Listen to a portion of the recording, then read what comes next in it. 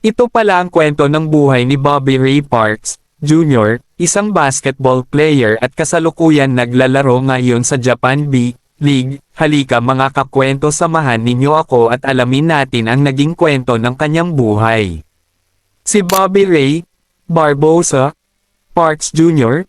ay isang kilalang Pilipino-Amerikanong propesyonal na manlalaro ng basketball na ang buhay ay naging isang walang humpay na paghahangad ng kahusayan, na lubhang hinubog ng maalamat na anino ng kanyang ama, malalaking personal na sakripisyo, at isang pangunguna sa paglalakbay sa iba't ibang pandaigdigang liga ng basketball.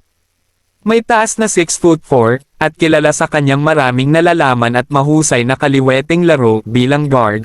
Kasalukuyang ipinamamalas ni Parks ang kanyang talento sa nangungunang bilig ng Hapon matapos pumirma ng bagong kontrata sa Ibaraki Robots. Maagang buhay at mga pundasyon 1993-2005. Si Bobby Ray Parks Jr. ay ipinanganak noong February 19, 1993, sa Parañaque, Metro Manila, Pilipinas. Ipinanganak siya sa isang pamilya ng mga sikat sa basketball. Ang kanyang ama na si Bobby Ray Parks Sr. ay isang African-American na alamat at 7 beses, 7-time, na nagwagi ng parangal bilang PBA Best Import. Ang kanyang ina na si Marifer Celine Barbosa ay isang Pilipina. Lumaki sa Metro Manila, namuhay si Parks Jr. sa isang kapaligirang nakasentro sa basketball.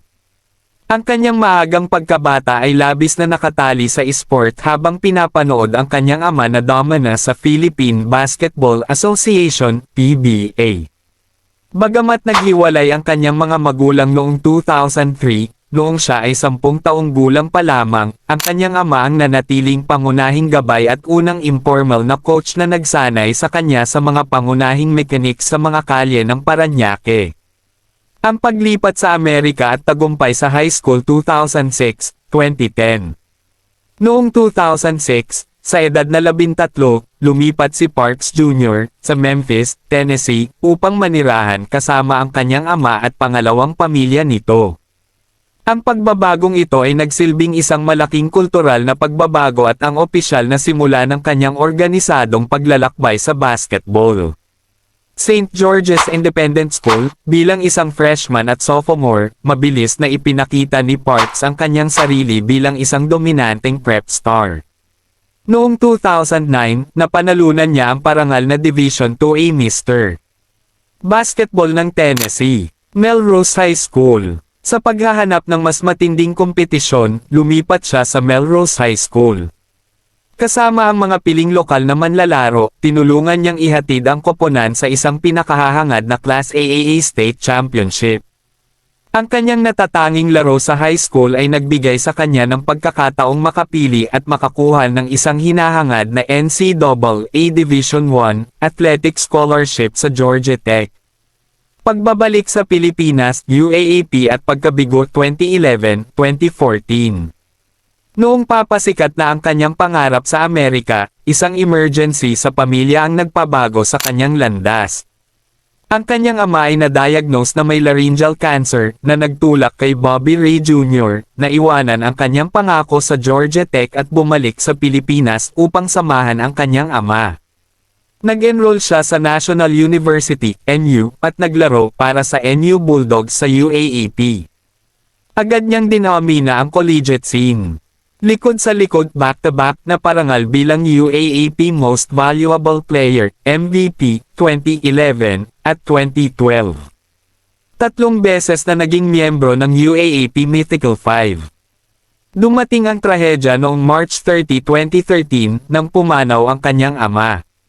Sa paggabay ng alaala ng kanyang ama, nagpatuloy si Parks sa kanyang landas.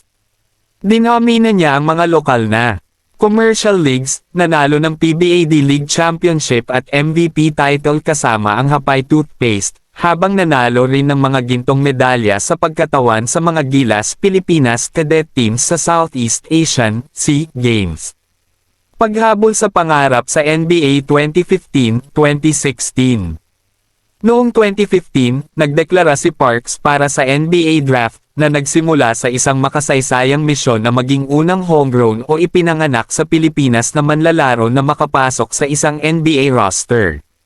Nakakuha siya ng mga draft workout sa ilang prangkisa, kabilang ang Utah Jazz, Brooklyn Nets, Atlanta Hawks, Boston Celtics, at Dallas Mavericks. Bagamat hindi siya napili sa draft noong 2015, pinapirma siya ng Dallas Mavericks sa kanilang NBA Summer League roster. Nagpakita si Parks sa 6 na laro sa Summer League, kung saan ipinamalas niya ang kanyang tatag sa depensa. Nang maglaon sa taong iyon, gumawa siya ng kasaysayan nang piliin siya bilang 25 overall sa ikalawang round ng NBA D-League G League na ngayon draft ng Texas Legends. Naglaro siya sa buong 2015-2016 season kasama ang Legends, na nagpapatibay sa kanyang reputasyon bilang isang matatag na combo guard. Dominasyon sa Asia at sa PBA 2016-2020. Nang mapagtantong sumasara na ang landas sa NBA, bumalik si Park sa mga regional na liga upang patunayan ang kanyang katayuan bilang isang nangungunang propesyonal. San Miguel Alab Pilipinas, ABL, mula 2016 hanggang 2019, pinamunuan niya ang Alab Pilipinas sa ASEAN Basketball League.